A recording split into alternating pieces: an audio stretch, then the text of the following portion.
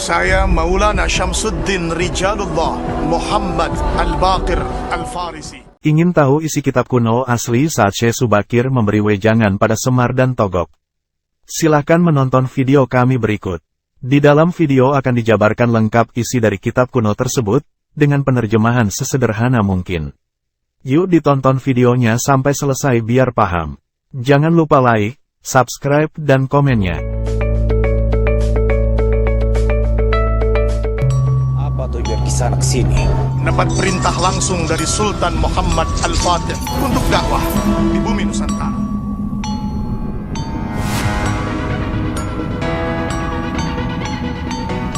Untuk datang ke tanah Jawa. Itu tidak akan terjadi. Di dalam video kita kali ini, kita akan membahas mengenai kitab kuno tentang Syekh Subakir yang asli, di mana kitab ini ditemukan di Nganjuk, dipegang oleh salah seorang kiai sepuh asal Nganjuk. Isi kitab ditulis dalam bahasa Jawa kuno, sehingga ada beberapa kata yang tidak dimengerti. Seperti apakah isi dari kitab kuno tersebut? Berikut ini isi lengkapnya.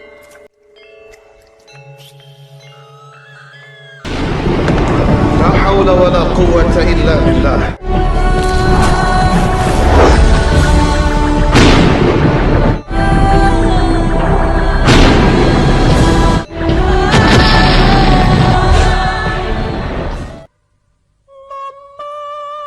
Syekh Subakir memulai ceritanya tentang riwayat Pulau Jawa pada masa yang akan datang. Semar dan Togok menyimak dengan sungguh-sungguh. Ya, nasib Pulau Jawa pada masa mendatang. Inilah jongko atau ramalan Syekh Subakir tentang Pulau Jawa.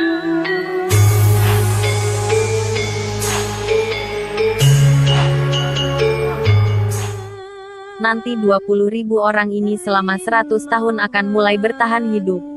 Tidak ada yang memimpinnya lalu sirna habis. Selama itu belum ada peraturan, sehingga kehidupan mereka seperti burung. Setelah genap 100 tahun lebih 51 tahun, maka Tuhan menjadikan seorang raja yang memimpin mereka, di Gilingwesi kerajaannya, kotanya Petataran. Nama rajanya Prabu Selopuro, maka peliharalah dia dan berbaurlah dengan manusia, pesan Syekh kepada Semar dan Togok. Di masa itu, kamu berbicaralah dengan bahasa manusia. Masa ini berjalan 100 tahun, kemudian hilang. Setelah itu Tuhan menjadikan seorang raja baru, titisan Dewa Wisnumurti. Nama kerajaannya Medangkawit, berdiri selama 100 tahun lalu lenyap. Kemudian Tuhan menjadikan raja lagi, raja kembar pasukannya kufur dan dari golongan pendeta. Yang satu menjadi raja di Ngalengko, berpasukan raksasa. Sedang yang satunya lagi di Pancawati. Raja ini titisan Wisnumurti, berpasukan kufur, rawatlah mereka, pesan Syekh kepada Semar. Sedangkan kamu Togok, rawatlah raja yang di Ngalengko, peliharalah itu. Saat itu perang tak dapat dihindari antara orang agama dan kufur. Ngalengko tertumpas habis, hilang sama sekali. Negeri ini berkuasa 40 tahun. Kemudian Tuhan menjadikan raja lagi yang berpusat di Wiroto dan juga di Madura selama 50 tahun. Hilangnya pangkal kerajaan. Kemudian ada raja lagi di sebelah kota ini, hanya 60 tahun lamanya. Kemudian ada lagi kerajaan yang rajanya Teraohor namanya di negeri ini, maka dampingilah. Negeri ini 40 tahun lalu hilang, diganti oleh raja yang beriman dari tanah Arab. Kerajaannya di Jorogo, Ing Jarogo Aningali. Naik tahta dengan segala usahanya tapi kerasukan iblis, itu yang disayangkan. Perbuatannya adalah kemungkaran, sampai 60 tahun hilang lagi. Dan Tuhan menjadikan raja lagi dengan gelar Sri Mahapunggung. Patinya Jagul Muda Inigo, kerajaannya di kaki Gunung Lawu, negeri indah nan subur. Tegaknya keadilan sang raja 100 tahun lalu hilang. Lalu Tuhan menjadikan kerajaan lagi, Kahuripan namanya, masanya 100 tahun lalu hilang lagi.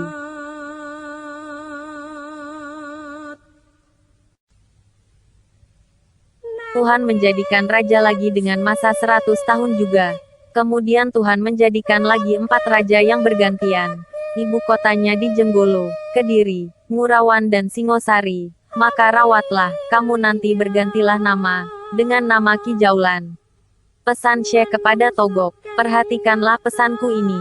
Ki Semar, keluarlah kamu nanti dan bergantilah dengan nama Ki Juwali. Besok ada titisan Wisnu.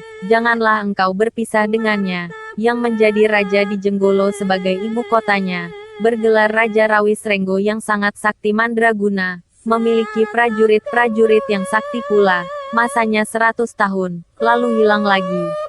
Kemudian Tuhan menjadikan raja lagi di Pajajaran sebagai ibu kotanya. Kerajaan ini juga 100 tahun masanya. Sampai turun ketiga hancurnya kerajaan ini. Pertempurannya melawan anak kecil. Itulah kisanak ceritaku tentang raja-raja yang akan memimpin di Pulau Jawa. Di situ selesainya campuran bangsa halus dan manusia. Pada masa ini, bangsa siluman yang kasat mata, menjadi tak terlihat lagi. Pemeliharaanmu sudah menjadi kehendak Tuhan. Ganti jagalah anak cucumu. Bertempatlah besok di kaki Gunung Kendil. Kamu lebih baik berganti nama yang baru. Pesan Syekh Subakir kepada Semar. Sedangkan Kitogok, besok kamu berdiamlah di Ludaya, dan gantilah namamu dengan Haibar Catur. Iku pantes sira guranana kaki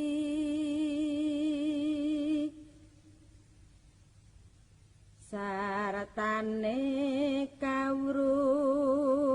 Syekh Subakir masih meneruskan lagi ceritanya. Setelah hilangnya Pajajaran kemudian Tuhan menjadikan raja lagi. Raja besar dan lebih luhur. Ibu kotanya di Mojopahit, berperang melawan anaknya sendiri. Lebih ramai pertempuran ini. Banyak memakan korban. Kerajaan ini benar-benar habis dan lenyap. Yang terjadi hanya kehendak Tuhan. Kemudian berdiri kerajaan Demak. Lebih banyak wali agung yang datang ke Jawa dan menetap. Mereka banyak yang berasal dari Persia, Yaman atau Timur Tengah. Para wali ini mengajarkan ilmu syariat Nabi Muhammad. Saat itu, hilanglah zaman Buddha. Kerajaan Demak berumur 64 tahun. Setelah Demak hilang, Tuhan menjadikan raja lagi di Giri dan Pajang dalam 3 masa lakon. Rajanya lebih bodoh, hanya bertahan 8 tahun. Hilanglah kota Pajang sebagai pusat kerajaan. Sudah menjadi kehendak Tuhan yang Maha Agung menjadikan raja lagi di Mataram. Raja itu telah tahu dari bisikan para sakti. Bisikane Sangkala Sakti, apa yang telah dinujumkannya. Dia sendiri perwira perang yang sakti. Gemilangnya kemenangan-kemenangan perang, keperkasaan, dapat mengalahkan pasukan musuh. Raja ini sakti mandraguna turunan pendeta, bergelar Senopati. Wilayahnya semua tanah Jawa, sampai usia 100 tahun. Kota Mataram hilang pada keturunan keempat, dan itu sudah menjadi takdir Tuhan. Sejak berdirinya Mataram sampai sekitar 501 tahun, negara Mataram diserang oleh orang Galan, orang Bugis, Madura dan orang sekutu, yang sebaiknya orang-orang itu harus dilawan. Lagi pula sudah genap hitungannya. Tuhan kembali berkehendak menjadikan raja lagi, yang beribu kota di Wonokerto, terletak di sebelah barat kota Pajang, Negoro Pajang Karihin. Rajanya adalah Sendang Ruang. Kerajaan ini lantas lenyap juga lalu berganti raja lagi, dan rusaknya sudah menjadi kehendak Tuhan. Bertemu pasukan-pasukan dan terserang orang-orang Cina, maka lebih seru lagi pertempurannya. Perang yang sudah menjadi kehendak Tuhan, dan menjadikan raja lagi berkedudukan di Mataram, sebelah timur Pajang. Bagaimanakah zaman ini? Syekh Subakir meneruskan dan menjawabnya sendiri. Orang Jawa banyak terkena fitnah oleh orang yang masih saudaranya sendiri. Banyak yang berkhianat, banyak berbuat durjana dan jahat, serta gagalnya hasil pertanian. Lebih memalukan lagi banyaknya wanita, orang yang taraf kehidupannya terpandang menjadi rendah, dan wanita menjadi selir. Wong priyayi dadi pawistri. Setan juga berkumpul, merasuki, mengelilingi banyak manusia dan menggodanya. Tak dapat dihindarkan lagi. Sebaiknya jangan kau lupakan zaman ini. Zaman yang dinamakan zaman Sengoro atau zaman Edan. Banyak anak lupa pada orang tuanya. Bapak lupa pada anaknya. Bapak lali siwini pun. Sudah berapa banyak manusia kerasukan iblis. Banyak dilanda gempa, banyak dilanda musibah. Kemurkaan Tuhan datang lebih besar lagi. Gemblegar suara gunung, bumi berguncang dan menganga terbelah-belah. Gempa bumi dengan dahsyatnya, gunung-gunung meletus. Gunung Lawu meletus memuntahkan lahar. Gunung Guntur Ardi Lawu, Kleret Lir gelap kilat.